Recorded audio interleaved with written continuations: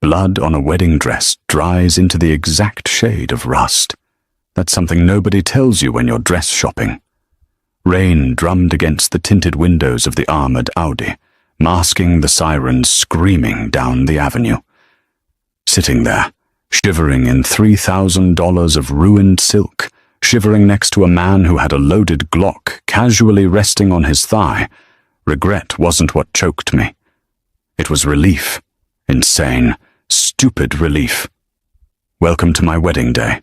The bridal suite of the St. Regis smelled like aerosol hairspray, wilted white lilies, and impending doom. I sat on the edge of a velvet chaise lounge, staring blankly at the wall. The corset of my Vera Wang gown felt less like a garment and more like an orthopedic brace, digging bruised trenches into my lower ribs with every shallow breath. Outside the heavy mahogany doors, a string quartet was warming up, the discordant scraping of horsehair on cello strings setting my teeth on edge. In 30 minutes, I was supposed to walk down an aisle blanketed in imported orchids and legally bind myself to Declan Hayes. Declan, the golden boy of the city's political elite. Safe, handsome, predictable. Or so I had spent the last 2 years convincing myself. I needed water. My mouth tasted like copper and stale mints. I hauled myself up, the 50 yards of silk and tulle rustling like dry leaves, and moved toward the adjoining private bathroom. The thick carpet absorbed my footsteps. The bathroom door was ajar, just a crack, letting out a sliver of harsh, fluorescent light. I reached for the brass handle, my fingers brushing the cool metal, when Declan's voice drifted through the gap. He wasn't using his public speaking voice, the warm, honeyed baritone that charmed donors and pacified my anxious mother. He was using his real voice, the flat, nasal one. I don't care what the polling says, Martin. The optics are fine. A pause. A lighter flicked, followed by the soft hiss of an exhaled breath. She's docile. That's the entire point.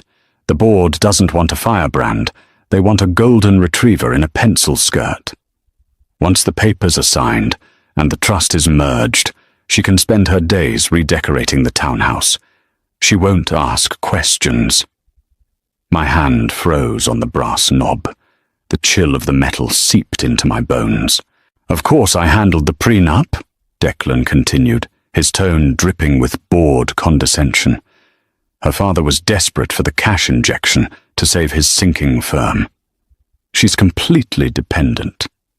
It's an acquisition, Martin. Nothing more. Yeah, see you out there. The phone clicked shut. I didn't gasp. I didn't cry. The expected cinematic wave of devastation never arrived. Instead, a bizarre, frigid clarity washed over me. The nausea that had been brewing in my stomach for 6 months, the instinct I had repeatedly smothered with logic and wedding cake tastings, crystallized into a single, undeniable truth. I wasn't a bride. I was a hostage with a good dental plan. I backed away from the door. My reflection caught in the full-length mirror near the vanity. I looked ridiculous. A frosted cupcake of a human being, caked in foundation. My hair pinned into an architectural nightmare that gave me a low-grade migraine. I reached up and began pulling the pearl-tipped pins from my hair. They clattered against the marble vanity. Then I slid the 3-carat diamond engagement ring off my finger. It felt heavy, cold, and entirely foreign. I set it next to the sink. I didn't take the main hall. I took the service elevator. The descent was agonizingly slow. The elevator smelled faintly of floor wax and stale cigarette smoke. When the doors finally chimed and parted, I stepped out into the cavernous, chaotic heat of the hotel's subterranean catering kitchen. The shift in temperature was a violent assault. The air was thick with the scent of searing tenderloin, rosemary, and the sharp chemical tang of industrial dishwasher fluid. A line cook balancing a massive tray of champagne flutes stopped dead in his tracks, his jaw slacking as I swept past him. "Hey, lady, you can't be back here!" someone yelled over the deafening hum of the ventilation hoods. I didn't stop. The floor was a treacherous slick of grease and water, and my satin heels offered no traction. I kicked them off without breaking stride, the wet, gritty quarry tile biting into my bare soles. The heavy tool of my skirt caught on the corner of a stainless steel prep table, tearing with a loud, satisfying rip. I yanked it free, leaving a jagged strip of white silk dangling from the metal. I slammed my weight against the heavy steel push bar of the loading dock doors. They gave way with a metallic groan, and I spilled out into the alley. The rain hit me like a physical blow. It was a torrential, unforgiving downpour, the kind that turns the city's potholes into black mirrors and washes the smell of wet garbage up from the gutters. The cold was immediate, shocking the breath from my lungs. Within seconds, my hair was plastered to my skull, and the heavy layers of my dress soaked up the water, dragging me down like lead weights. I ran. I didn't know where. I just knew I had to get away from the St. Regis, away from the string quartet, away from Declan's flat, nasal voice. I splashed through a deep puddle, the freezing water splashing up to my thighs. My chest heaved against the unforgiving corset. Panic, sharp and metallic, began to claw at my throat. I had no phone, no purse, no shoes, just a ruined dress and a terrifying expanse of grey city blocks ahead of me. At the end of the alley, a massive black Audi SUV sat idling, its hazard lights blinking rhythmically, casting sickly yellow shadows against the wet brick walls. A man in a dark suit was standing outside the passenger door, smoking a cigarette under an umbrella. He looked nervous, his head swiveling left and right. I didn't think. Instinct, raw and unpolished, propelled me forward. I lunged toward the vehicle just as the distant, rising wail of police sirens cut through the sound of the rain. The man outside the Audi dropped his cigarette as I staggered out of the gloom. He reached inside his jacket, a fluid, practiced motion that immediately registered as a threat, even through my panic. "Whoa, hey! Back off, lady!" he barked, stepping directly into my path. He smelled of cheap cologne and wet wool. "Please," I gasped, my voice cracking. The cold was making my teeth chatter so violently I could barely form the words. I just need to get out of here. Please!" The sirens were getting louder, echoing off the high-rises. "Beat it!" the man snarled, shoving a heavy hand against my shoulder. I stumbled backward, my bare feet slipping on the slick pavement. My knee slammed into the asphalt, tearing the top layer of skin. The sting was sharp, cutting through the numbness. I looked up, desperate, ready to beg. The back window of the Audi rolled down with a soft, electronic hum. Just a few inches. "Leo," a voice rasped from the dark interior. It wasn't loud, but it possessed a dense, vibrating authority that instantly cut through the noise of the storm. "Put her in the car." The man, Leo, hesitated, shooting a panicked glance down the street where the flashing red and blue lights were now bleeding through the rain. "Boss, she's a civilian. We don't got time." "The cops are locking down the block, Leo. A guy in an alley looks like a suspect. A guy with a runaway bride looks like a bad rom-com. Put her in the goddamn car." Leo swore under his breath, grabbed my arm with bruising force, and yanked me off the pavement. He wrenched the heavy rear door open and practically threw me inside. I scrambled across the leather seats, pulling the massive, soaking wet bulk of my dress with me. The door slammed shut behind me, sealing me in a vacuum of silence. The ambient noise of the city vanished, replaced by the low, powerful thrum of the engine and the sound of my own ragged breathing. The interior smelled like ozone, expensive leather, and something metallic. Copper. Blood.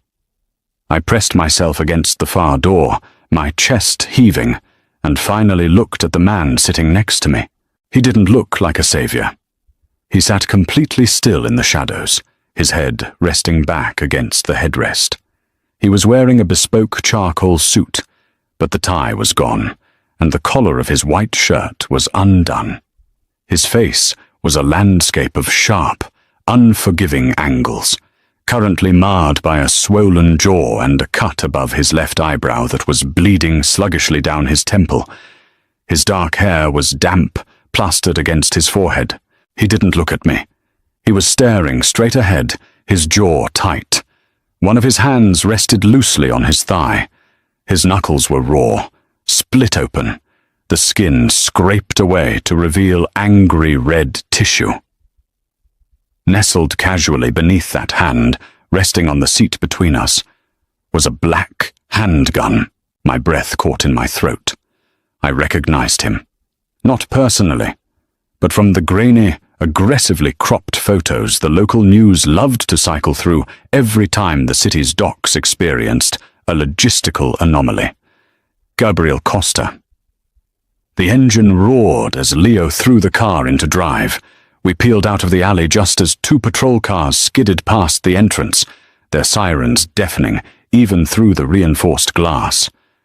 "Breathe," Gabriel said. His voice was low, scraping like sandpaper over wood. I realized I was hyperventilating. The edges of my vision were going dark, a static-filled tunnel closing in on me. I squeezed my eyes shut, forcing myself to take a slow, agonizing breath against the constriction of the corset. "You're getting mud on the upholstery," he observed mildly. I snapped my eyes open, staring at him. He had turned his head slightly, finally looking at me. His eyes were the color of black coffee, flat and unreadable. There was no pity in them. No curiosity, just a cold, calculating assessment. "I'm sorry," I managed to whisper, my voice shaking. I tried to gather the ruined folds of my dress closer to my body, but it was useless. I was a swamp creature in a bridal gown. I can get out at the next corner." "No, you can't," he replied, turning his gaze back to the window. Leo blew a red light back there. "We have a tail." I looked out the back window. 2 blocks back, a police cruiser was making a sharp U-turn, its lights flashing angrily in the rain. "They're after you," I realized, the absurdity of the situation finally piercing through the shock. I had run from a toxic marriage straight into a getaway car. Gabriel let out a short, breathy sound that might have been a laugh if it weren't so devoid of humor. "Astute observation. What are they after you for? You rob a bakery?" He gestured vaguely at my dress. "I didn't rob anyone. I left my fiancée." "At the altar?" "In the bathroom." He paused, finally turning his head to look at me fully. The streetlight swept across his battered face, highlighting the exhaustion carved deep into the lines around his mouth. "You left him in the bathroom?" "No, I was in the bathroom. He was outside." I rubbed my bare, shivering arms, the cold of the air conditioning biting into my wet skin. "He didn't know I heard him." Gabriel watched me for a long moment. He reached forward and cranked the heating dial up. A blast of warm air flooded the back seat. "Well," Gabriel muttered, picking up the gun and casually sliding it into the shoulder holster, hidden beneath his jacket. "Congratulations on your newly acquired freedom.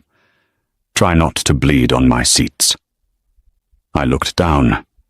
My knee, the one I had scraped on the asphalt, was steadily dripping blood onto the pristine cream leather of the Audi. I didn't say anything. I just watched the blood mix with the dirty rainwater, forming a pale, rusty puddle. We drove for what felt like hours, though it was probably only 40 minutes. The chaotic neon smear of the inner city gradually gave way to the bleak, sodium-lit emptiness of the industrial district. The police tail had vanished 20 minutes ago, lost in a maze of narrow side streets and Leo's aggressive, stomach-churning, evasive maneuvers. I had stopped shivering, which I knew from a high school biology class was actually a bad sign. My body was giving up on generating heat. The wet dress felt like a casing of ice. The Audi finally slowed, turning down a dead-end street lined with windowless corrugated metal warehouses. We pulled up to a massive, rust-stained garage door. Leo flashed the headlights twice. A moment later, the door rattled upward with a deafening metallic screech. We rolled into the dark cavern. As soon as the rear bumper cleared the threshold, the door slammed shut behind us, plunging the space into pitch blackness before the harsh overhead fluorescent lights flickered violently to life. The space smelled aggressively of motor oil, damp concrete, and stale cigarette smoke. Stripped-down car chassis sat on cinder blocks, casting long, skeletal shadows. "Clear out, Leo," Gabriel said, popping his door open.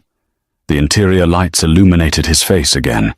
The bleeding had stopped, but the bruising around his jaw had deepened into an ugly purple. "Take the car to the lockup in Queens.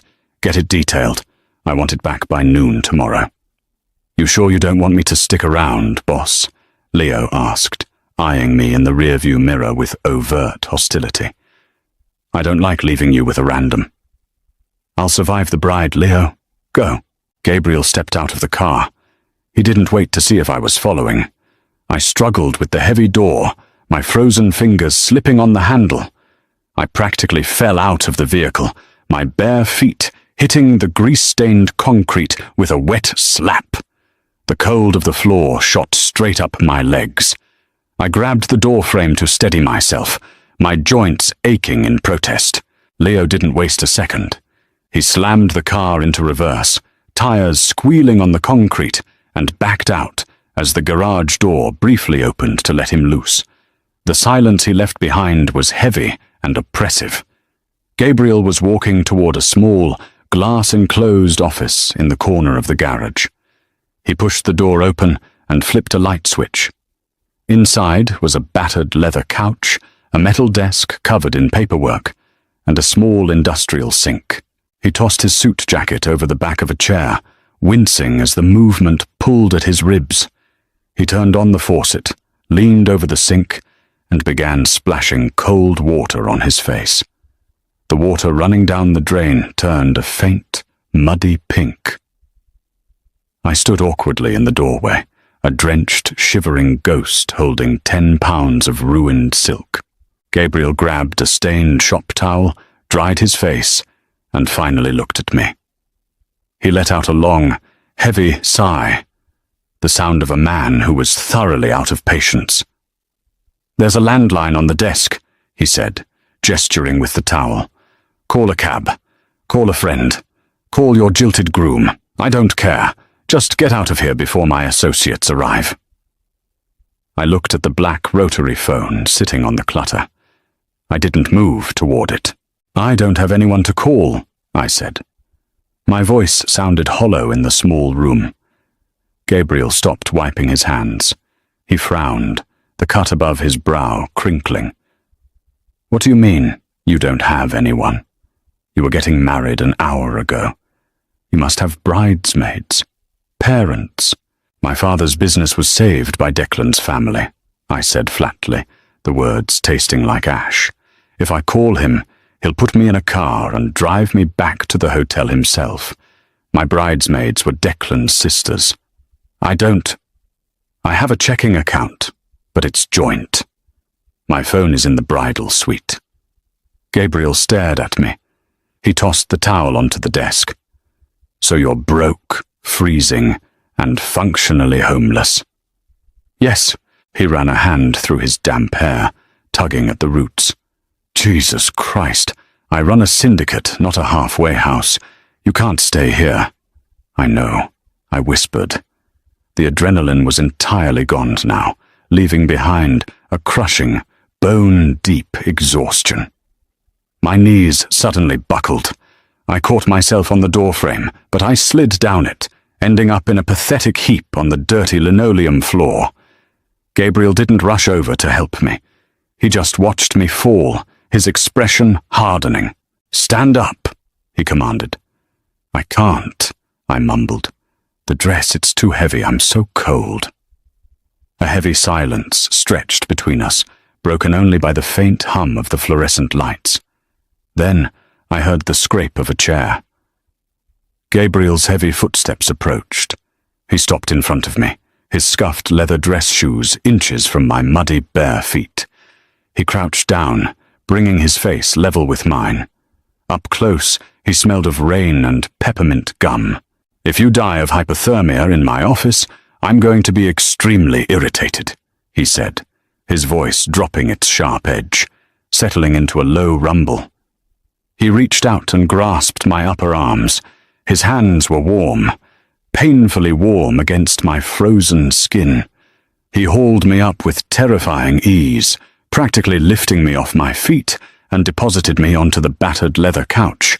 The springs groaned in protest. "Take the dress off," he said, turning his back to me and walking over to a set of metal lockers against the wall. I blinked at his broad back, my brain moving sluggishly. "What?" "Take it off," he repeated, yanking a locker open. "It's soaking wet. You're shivering so hard your teeth are going to crack." I reached back, my numb fingers fumbling uselessly against the row of tiny, impossible silk-covered buttons that ran from the nape of my neck down to the base of my spine. It had taken 2 bridesmaids 20 minutes to fasten them. I couldn't even feel the fabric.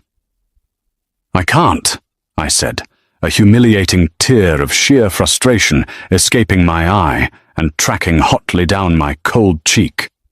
"I can't reach the buttons." Gabriel paused. He closed the locker with a dull clang, holding a folded grey t-shirt and a pair of dark sweatpants. He turned around, his eyes locking onto mine. I saw the hesitation in his posture, the stark reluctance to cross the physical distance between us. We were 2 strangers drowning in our own respective disasters. He walked over slowly, tossing the clothes onto the desk. "Turn around," he said quietly. I shifted on the couch, presenting my back to him. I felt the heat of his body before he even touched me. Then, his fingers, rough and calloused, brushed against my spine. I flinched. "Hold still," he murmured. He started at the top. His movements were slow, meticulous, and entirely devoid of anything sexual. It was a mechanical extraction. The brush of his knuckles against my frozen skin sent a confusing shock wave through my nervous system. Unbuttoning a wedding dress is supposed to be an act of intimate celebration, performed by a new husband in the warm glow of a honeymoon suite. Instead, it was happening in a grease-stained garage, performed by a battered, bleeding mob boss who wanted nothing to do with me. "Who was the guy?" Gabriel asked, his voice low, focused on the task. "Declan Hayes," I answered, my voice small. His hands paused for a fraction of a second on the middle button. "The city councilman." "Yes." "He's a snake," Gabriel said bluntly, resuming his work. "He takes kickbacks from the waterfront developers while preaching about affordable housing. You dodged a bullet." "I think I just stepped in front of a different one," I noted dryly. Gabriel let out another of those breathy, humorless chuckles. "Probably." He undid the last button at the base of my spine. "Done." He took a step back, giving me space. I stood up, grabbing the heavy, ruined bodice of the Vera Wang gown, and pushed it down. The soaked silk and heavy tulle pooled around my feet, leaving me standing in just a thin, flesh-colored slip. It offered zero warmth, but the relief of losing the suffocating corset was immediate. I took my first full, deep breath in 8 hours. Gabriel didn't look away, but his gaze wasn't predatory. He looked at me the way one looks at a stray dog, assessing the damage, calculating the inconvenience. He picked up the grey t-shirt from the desk and tossed it at me. It hit me in the chest. "Put that on. There's a space heater under the desk." He walked over to his own suit jacket, checking the magazine of his spare clip before sliding it into his pocket. "You've got 3 hours to figure out your next move. Then I have a meeting, and you have to be gone."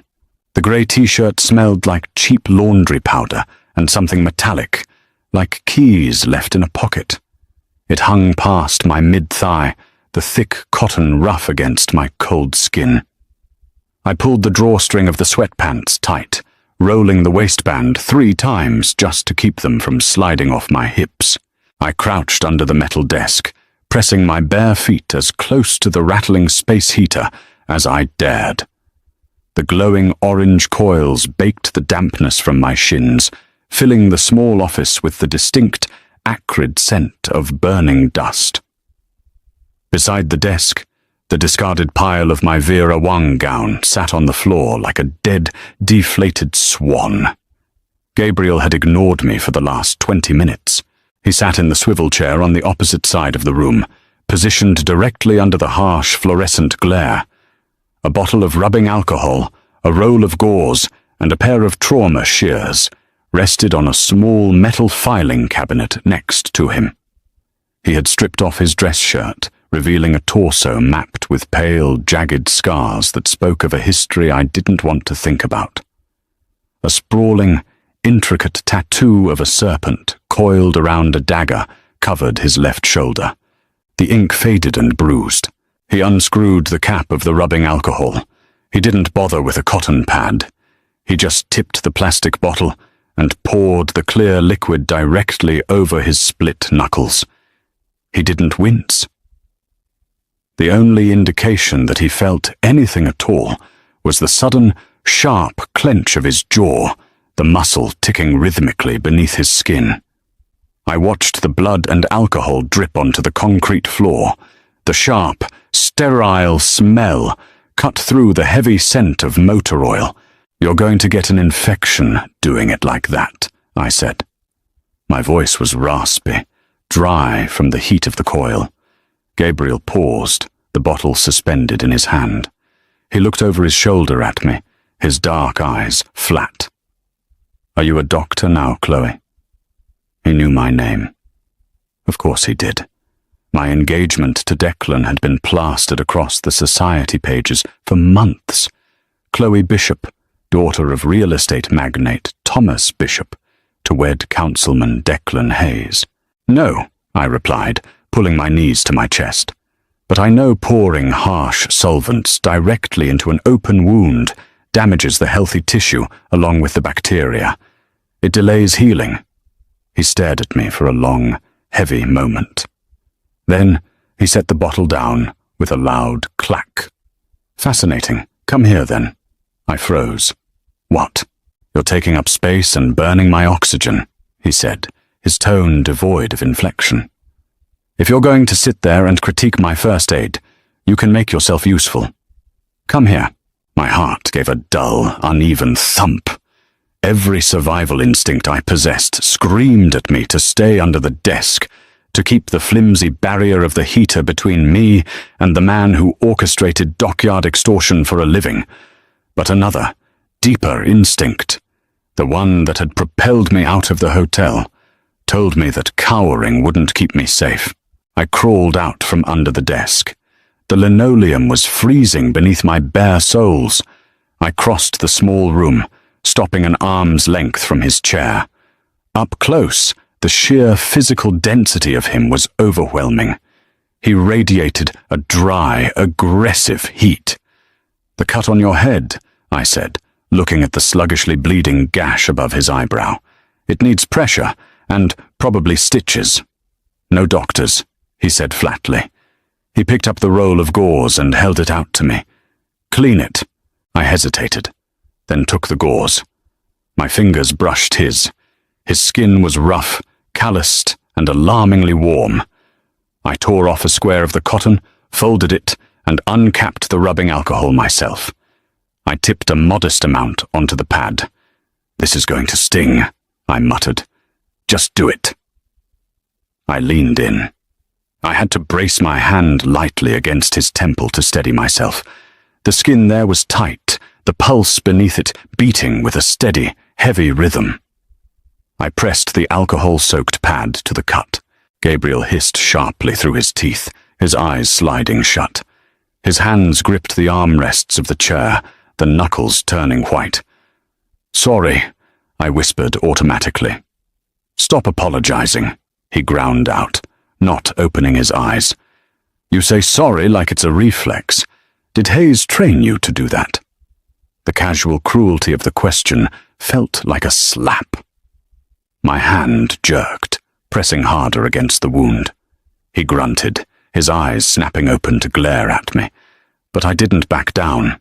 "Declan didn't train me," I said, my voice hardening. "My mother did. She thought politeness was armor. If you're perfectly accommodating, nobody has a reason to hit you." I wiped away a streak of dried blood from his cheekbone. "It turns out they just hit you with contracts and NDAs instead." Gabriel watched my face, his dark eyes narrowing slightly. The irritation in his expression shifted, morphing into a cold, clinical curiosity. "He bought your father's debt," Gabriel stated. It wasn't a question. "Yes. $7 million. The wedding was the final contingency for the merger." I tossed the bloody gauze into a metal trash can and tore off a fresh piece. "If I don't go back, Declan pulls the funding. My father's company goes into receivership by the end of the week." "And you ran anyway?" I heard him talking on the phone. I stared at the fresh gauze in my hand, unable to meet his eyes. "He called me a golden retriever, an acquisition." I let out a dry, cracked laugh. I could handle the loveless marriage. I really thought I could. We were supposed to be partners in a transaction, but I wasn't a partner. I was livestock. Gabriel didn't say anything. He just watched me. The silence in the office grew heavy, thick with the unsaid. I reached for a strip of medical tape to secure the clean gauze over his brow. Suddenly, the stillness was shattered. From the cavernous space of the garage outside the office, the massive metal door rattled with a violent, deafening bang. Someone was hammering on the corrugated steel from the outside. Heavy, urgent strikes. Gabriel moved with terrifying speed. In a fraction of a second, the heavy black Glock was in his hand, snatched from the desk before I even registered his arm moving.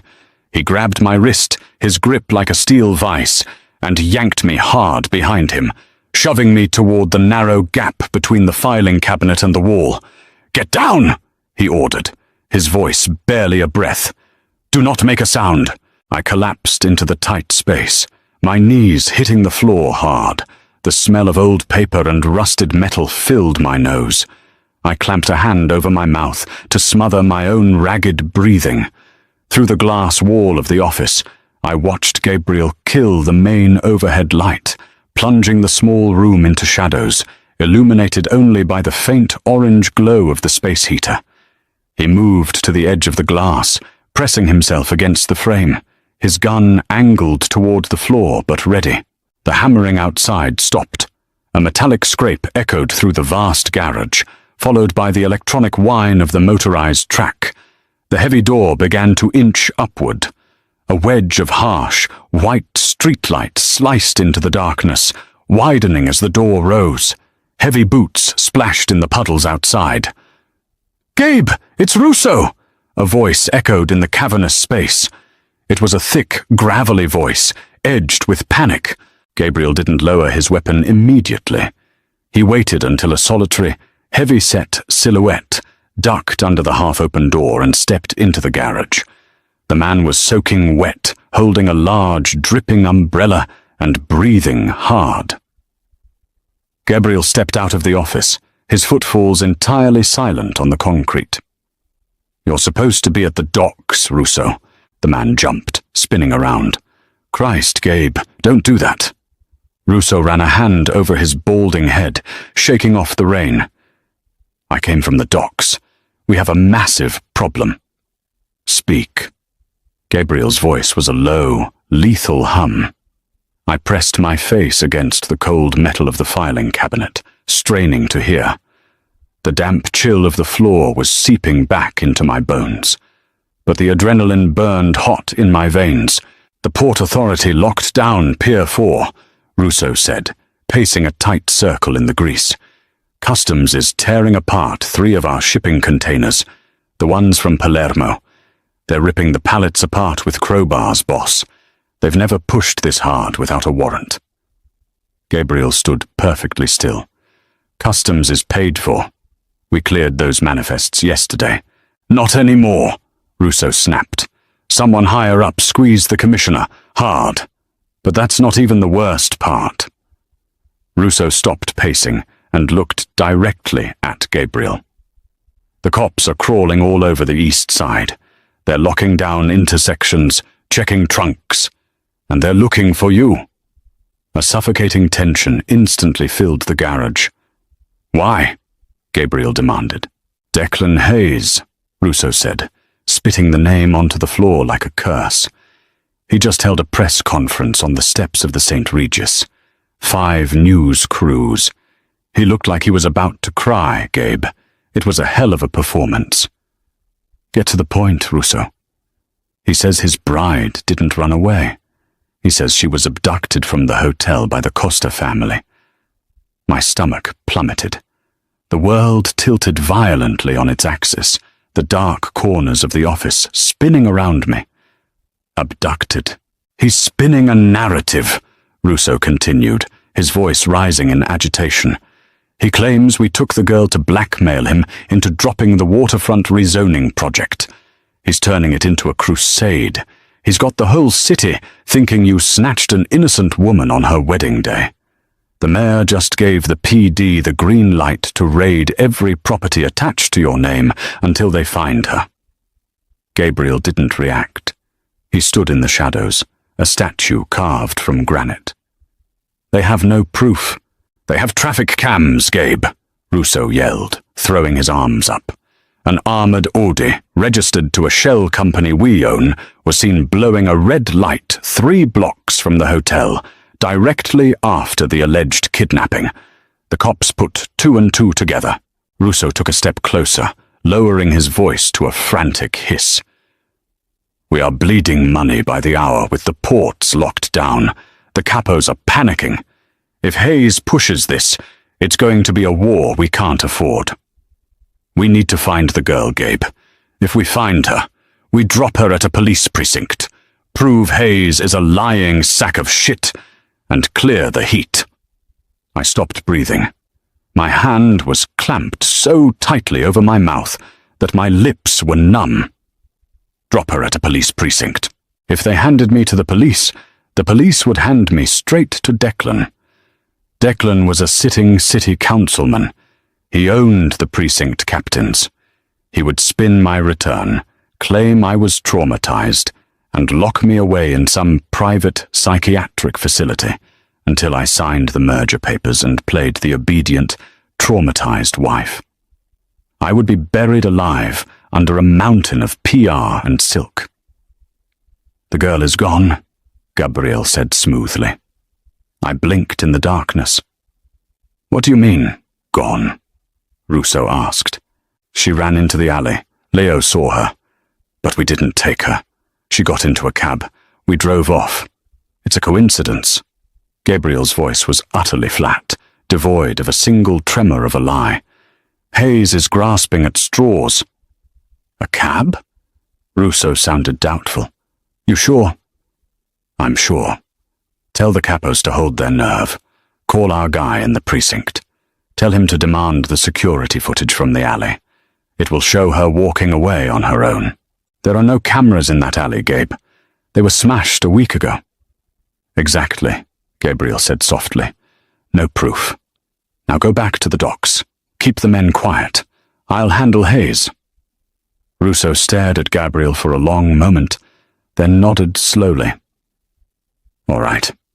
But Gabe, if this goes south, the commission won't back you. You know that." "I know.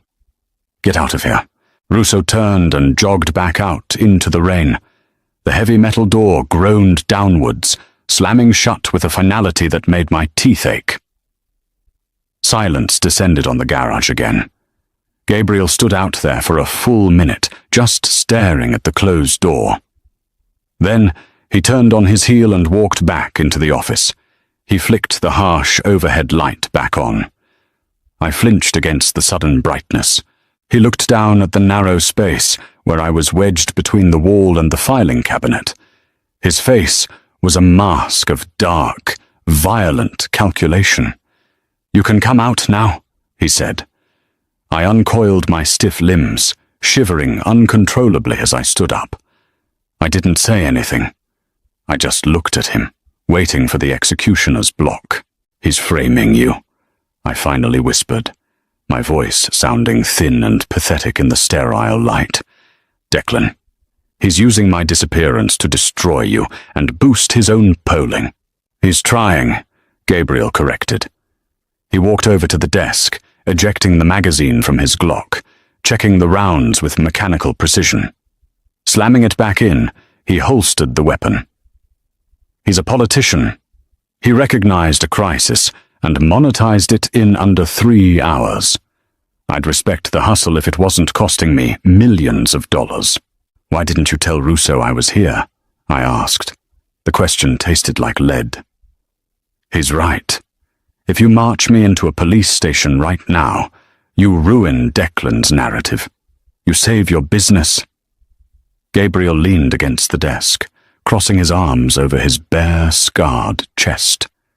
He looked at me, really looked at me, assessing the oversized t-shirt, the wet hair plastered to my skull, the sheer, unadulterated panic in my eyes.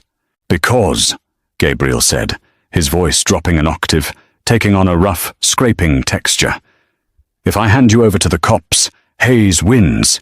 He gets his golden retriever back, and I don't like politicians getting what they want." The smell of ozone from the space heater suddenly felt suffocating. I stared at Gabriel, trying to decipher the complex geometry of his logic. "You're risking a war with the police? Out of spite?" Gabriel let out a short, dark sound. "Spite is an excellent motivator, Chloe. It built half this city. But no, it's not just spite. It's leverage." He pushed off the desk and walked toward the small window that looked out into the cavernous, empty garage. He stood with his back to me, the muscles in his shoulders tight. "Right now, Hayes holds all the cards in the public eye," Gabriel said, not looking at me. "He's the grieving fiancé fighting the wicked Mafia.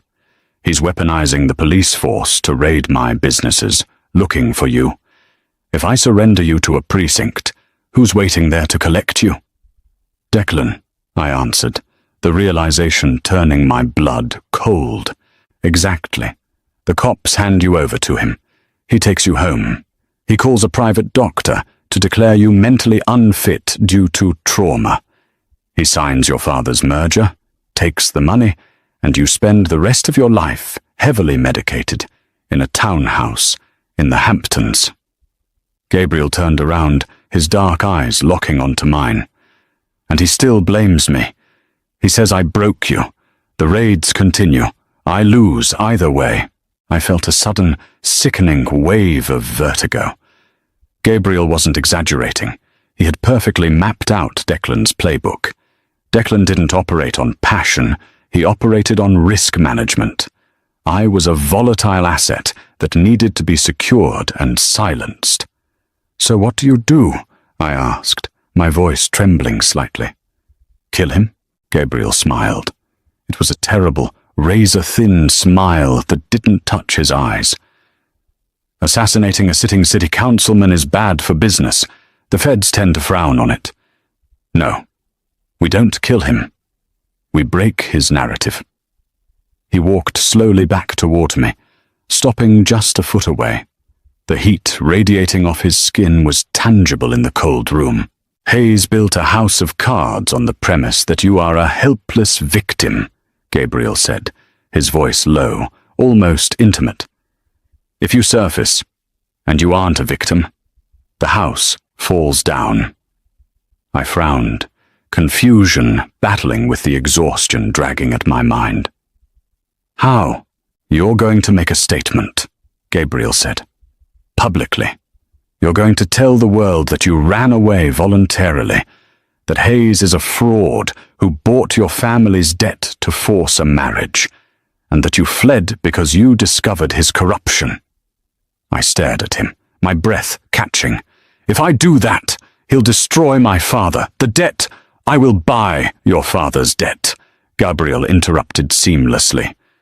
The words hung in the air, heavy and impossible. What?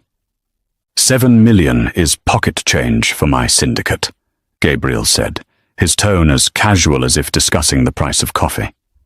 I buy the debt from Hayes's holding company through a blind trust. Your father's business stays afloat. You get your freedom. In exchange, you become my wrecking ball. You expose Hayes. You clear my name. The cops back off my docks. I backed away slightly, hitting my shoulders against the metal filing cabinet. You want me to go to the press and accuse a powerful politician of extortion and fraud. He'll bury me in defamation suits. He can't sue you if you have proof, Gabriel countered, stepping into my space, boxing me in. And I have the proof. I've been collecting dirt on his waterfront kickbacks for a year, waiting for the right moment to squeeze him. You are the right moment. I looked up into his face. The bruised jaw, the stitched brow, the cold, calculating black eyes. He wasn't a savior. He was a predator who had just found a highly effective weapon. You're using me, I whispered. Yes, Gabriel agreed instantly, offering no apologies, no soft edges. I'm using you to protect my empire. But unlike Hayes, I'm negotiating with you to your face. I'm not doing it behind your back in a bathroom. This is a transaction, Chloe. A very violent, very public transaction. But at the end of it, you walk away. And if I refuse? I asked. My chin jutted out in a pathetic display of defiance. If I tell you to go to hell? Gabriel didn't blink. Then I put you in a cab, right now. I give you $500 and I wish you luck. You can run. But you won't get far before Hayes's private security or the police find you. And when they do, you belong to him. The reality of my situation crashed down on me, suffocating and absolute. I was trapped between a golden cage built on lies and a blood-stained empire built on violence. But Gabriel Costa was offering me the one thing Declan Hayes never would. A choice. I looked down at the borrowed, oversized t-shirt I was wearing. It smelled like smoke and survival. I thought of the Vera Wang dress lying in a ruined heap on the floor. I thought of Declan's nasal voice, a golden retriever in a pencil skirt. I looked back up at Gabriel. The fear was still there, cold and sharp in my chest, but beneath it, a tiny, hard ember of anger finally ignited. You buy my father's debt first, I said, my voice dropping the tremble. I want the digital transfer confirmation in my hand before I say a word to the press. Gabriel's eyes flared with a sudden, dark amusement. It was the first time I had seen a genuine expression on his face. He leaned in, his face inches from mine, the smell of rubbing alcohol and rain enveloping me. Deal, he murmured. Welcome to the mob, Miss Bishop. Now let's get out of here before the cops realize there aren't any cameras in that alley. Gabriel didn't offer me a hand to walk out of the office. He tossed a heavy black fleece jacket at my chest and killed the lights. We didn't take the flashy Audi that Leo had driven. Deep in the bowels of the garage, hidden beneath a tarp that smelled of mildew and dust, sat a slate-grey Honda Accord. It was violently unremarkable. Gabriel popped the locks, sliding into the driver's seat with a suppressed groan that betrayed his battered ribs. I sank into the passenger side. The interior smelled like stale vanilla air freshener and old fast food. It was a jarring contrast to the bespoke leather of the Audi and the sterile, floral nightmare of the St. Regis bridal suite. Gabriel started the engine. It idled with a pathetic, uneven rattle. "Keep your head down until we clear the industrial zone," he ordered, checking his mirrors. "Cops will be running plates on anything leaving the area." I curled my knees to my chest, pulling the fleece tight around my shoulders. The fabric swallowed me whole.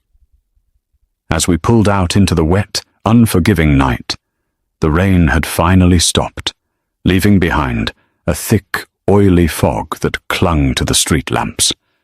I watched the blurred, neon reflections slide across the wet dashboard. My body was numb, entirely drained of adrenaline, leaving behind a hollow ache in my bones. We drove in complete silence for nearly an hour. Gabriel navigated the city's underbelly with a terrifying familiarity, taking service roads, unmarked alleys, and subterranean tunnels that bypassed the major intersections where police cruisers were undoubtedly setting up checkpoints. "Where are we going?" I finally asked. My voice sounded weak, scraping against the dry air of the heater. "A secondary location," he replied, his eyes never leaving the road. "Somewhere Hayes's private security doesn't know about, and the cops don't have warrants for. You need sleep. Tomorrow you have a lot of talking to do." We eventually merged onto the highway, heading north away from the dense cluster of skyscrapers toward the jagged cliffs that bordered the river. He pulled into the subterranean parking garage of a brutalist, concrete high-rise. There were no attendants, just a heavy steel gate that responded to a transponder in his glove box.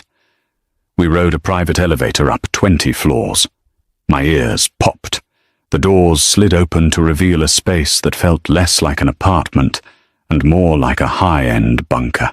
The floors were polished concrete, cold and unforgiving. The walls were mostly floor-to-ceiling glass, offering a panoramic, dizzying view of the city's glowing grid below. But the glass was thick. Bulletproof thick. The furniture was sparse, dark, and strictly functional. It smelled of citrus cleaner, cold leather, and the faint, bitter tang of gunpowder. Gabriel locked the deadbolt behind us. 3 separate mechanical clicks echoed in the cavernous foyer. "Guest room is down the hall. Second door on the left," he said, shrugging off his suit jacket and tossing it over the back of a black leather sofa. "There's a bathroom attached. Use the hot water. If you go into shock on me, this whole deal is off." He didn't wait for a response. He walked toward a sleek, dark wood kitchen island, pulled a bottle of amber liquid from a cabinet, and poured a generous measure into a heavy crystal glass. I stood in the foyer, my bare feet freezing against the polished concrete. I felt completely detached from my own body. Hours ago, I had been standing on a plush carpet, having a veil pinned to my scalp by women who secretly hated me. Now, I was standing in a Mafia safe house, wearing a mob boss's sweatpants, about to burn my own life to the ground. I found the guest room. It was stark white and smelled like nothing at all. I stepped into the attached bathroom, peeling off the damp, oversized clothes. The mirror above the sink was merciless. My hair was a stiff, tangled rat's nest of dried rain, hairspray, and bobby pins. My mascara had run, leaving dark, bruised-looking circles under my eyes. There was a smear of Gabriel's blood on my collarbone from when I had leaned against him in the garage. I turned the shower on, letting the water run until the glass fogged over. Stepping under the scalding spray, I finally let out a breath that I felt like I had been holding for 2 years. The water washed away the dirt, the dried blood, and the heavy foundation my mother had insisted upon. The water swirling down the stainless steel drain ran brown, then pink, then clear. I scrubbed my skin until it was raw, trying to scrub away the lingering scent of lilies and the phantom pressure of Declan's hands on my waist. When I stepped out, wrapped in a thick, abrasive white towel, I felt entirely hollowed out. I crawled into the perfectly made, excessively firm bed. I expected to lay awake, paralyzed by the sheer magnitude of the catastrophic mess I had made, but my brain simply shut down. I fell into a heavy, dreamless oblivion before the city lights even had a chance to filter through the blinds. I woke up to the smell of strong espresso and burnt toast. The digital clock on the nightstand read 9:14 a.m. The fog from last night had burned off, replaced by a harsh, blinding morning sun that flooded the bedroom. I sat up, my muscles screaming in protest. My scraped knee was stiff and throbbing. I found a pair of black cotton scrubs folded neatly on the foot of the bed, likely dropped off by someone while I was dead to the world. They were still too big, but they were clean. I walked out into the main living area. Gabriel was sitting at the kitchen island. He was wearing a fresh white Henley, the sleeves pushed up to reveal the dense ink of his tattoos. The bruising on his face had settled into a vivid, ugly spectrum of purple and yellow, and the cut over his eye was sealed with butterfly bandages. He didn't look up from the sleek silver laptop in front of him.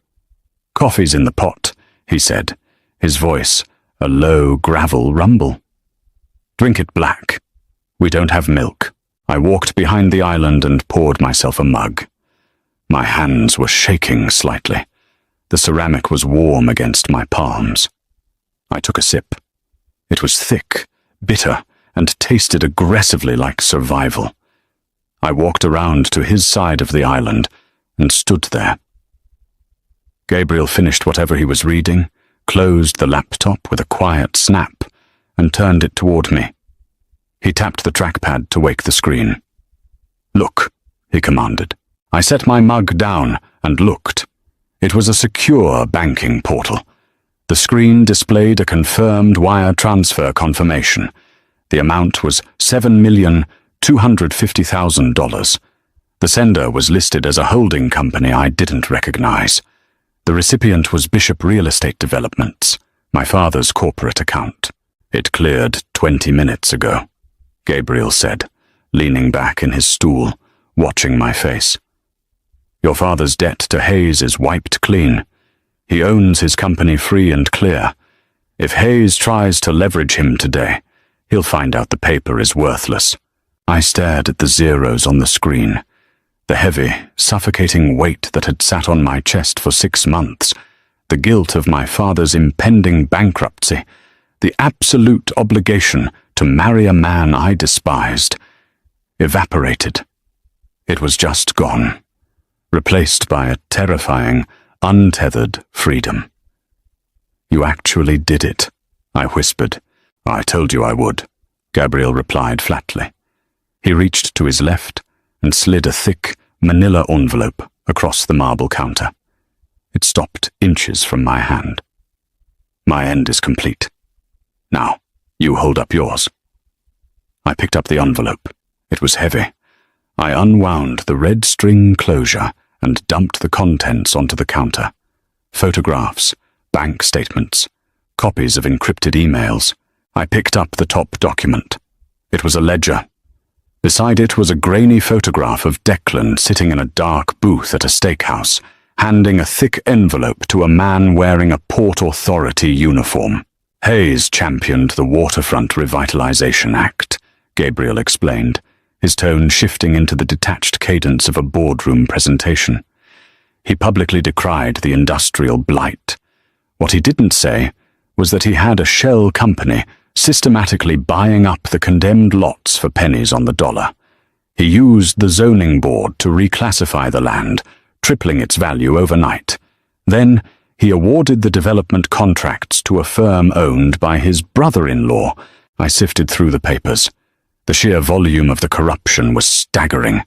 Dates, times, offshore account numbers.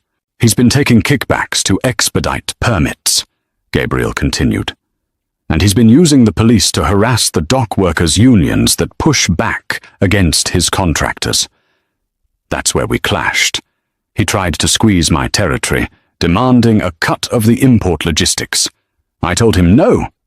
This whole abducted bride narrative is his way of deploying the NYPD to dismantle my infrastructure out of spite. I picked up an email printout. It was from Declan to his campaign manager, dated 3 months ago.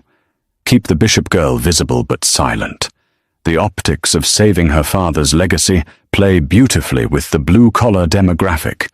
Schedule the wedding a month before the primary. A cold, hard knot formed in my stomach. I wasn't just a golden retriever. I was a prop, a meticulously calculated campaign expense. I looked up at Gabriel. He was watching me intently, his dark eyes unreadable. He wasn't offering sympathy. He was waiting to see if I was going to shatter. "He's a monster," I said, my voice steadying. "He's a politician," Gabriel corrected dryly. "The two are frequently indistinguishable. The question is, are you ready to burn him to the ground?" I looked back down at the ledger. I thought about the string quartet. I thought about the corset digging into my ribs and the suffocating scent of lilies. "Yes," I said. "How do we do it?" "We didn't call a press conference.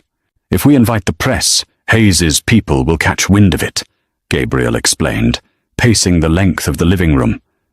"He has the police chief on speed dial. They'll raid the location before you can even open your mouth, drag you out in handcuffs for your own safety, and confiscate the evidence."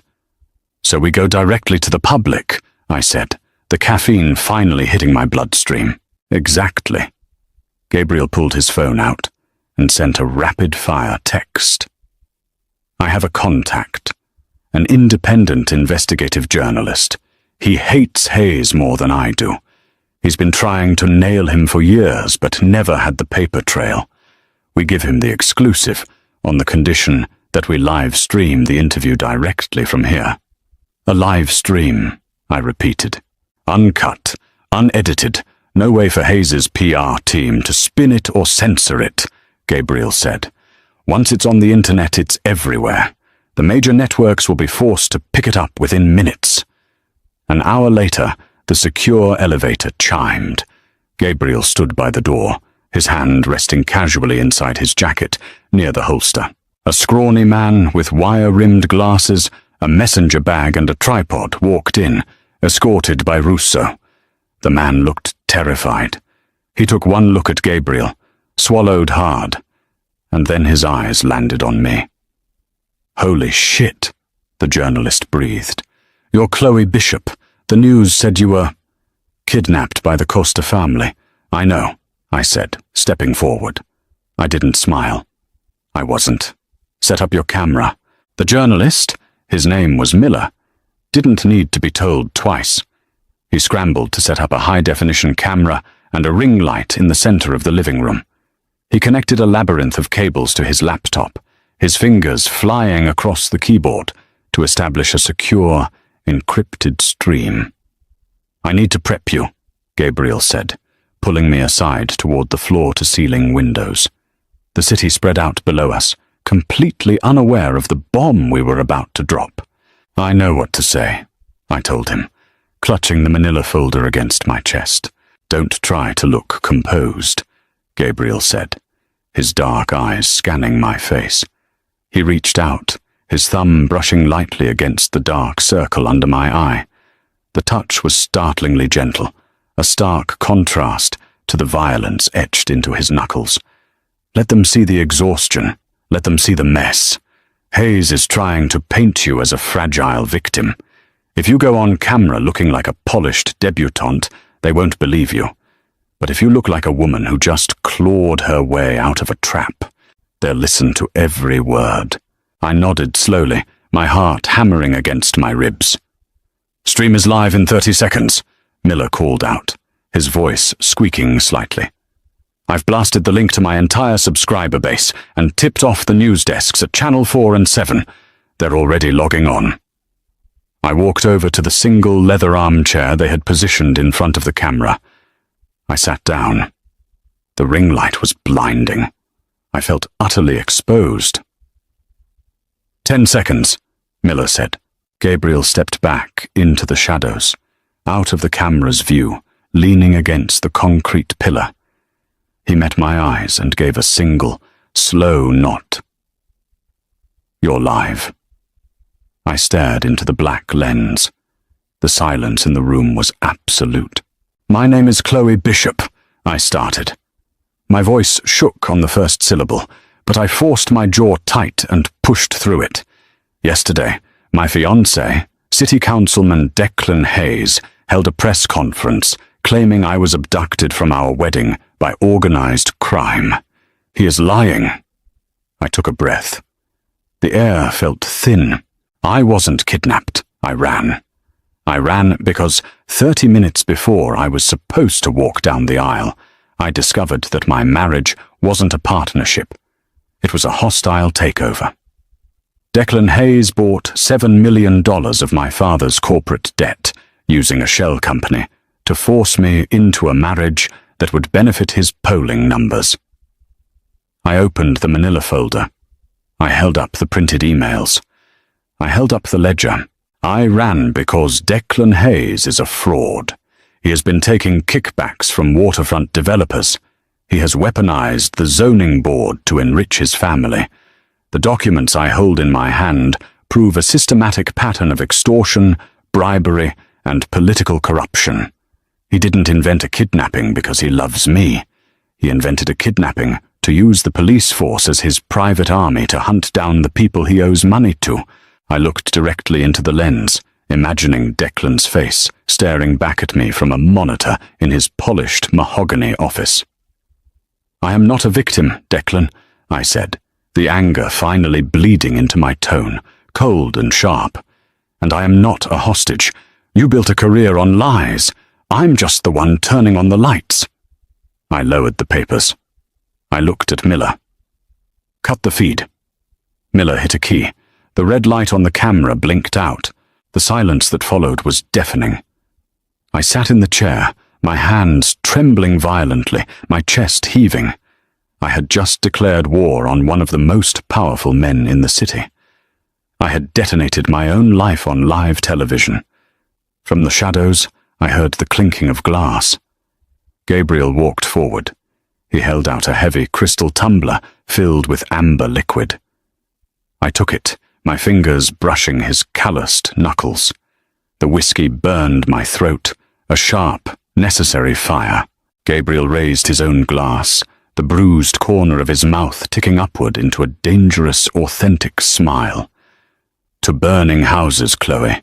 The match has been struck, and the fire is spreading. Chloe didn't just escape the altar. She just took a sledgehammer to Declan's entire political empire on live television. But when you corner a desperate, powerful man, he doesn't just surrender. He fights dirty.